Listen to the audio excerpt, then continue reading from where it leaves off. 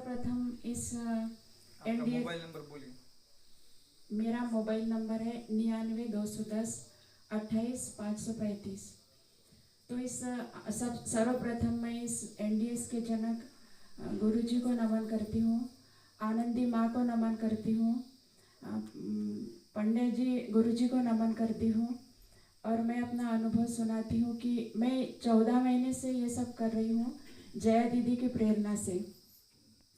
तो इन्होंने जो वहाँ पर हमारा शिविर किया था 3 दिन का, उस शिविर में बहुत सारी जानकारी दी थी और उस जानकारी के अनुसार जो दीदी ने समझाया था कि सवेरे जूस लेना है, दोपहर में फल खाने हैं और हम शाम को भोजन करते थे पका हुआ।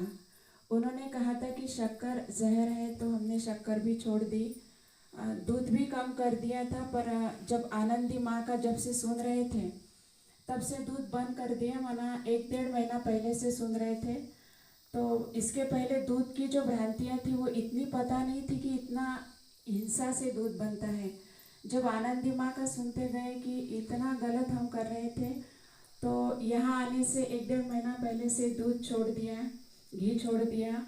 और माँ ने कहा था कि यहाँ आने से पहले ही आप अगर पका हुआ आहार छोड़ देंगे तो यहाँ आसानी होंगी। तो 10-15 दिन पहले से थोड़ा थोड़ा कम किया था, पर यहाँ आने से 5 दिन पहले अनाज पूरा ही कम कर दिया, रास्ते में भी फल खाए।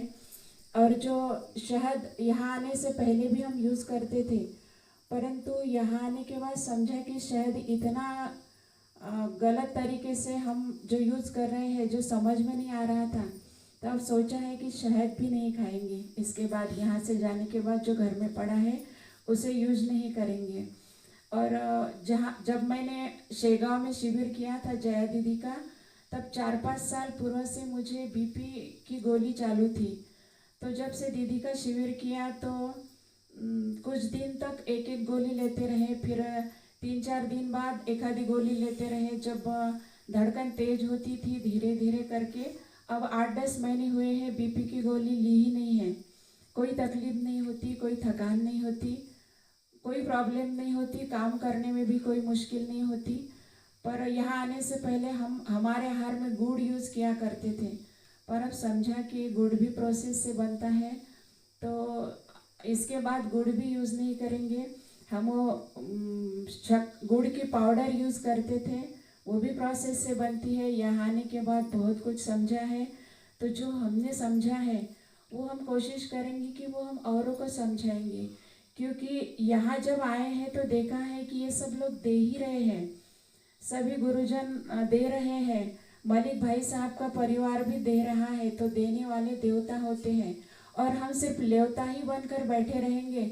तो मैं सोचती हूँ कि हमारे इस जो हमने लिया है इसका फायदा ही कुछ नहीं होगा। तो हमें भी ये सीख कर जाना है कि हमें लेवता अब नहीं बनना है, अब देवता बनना है, देने वाले।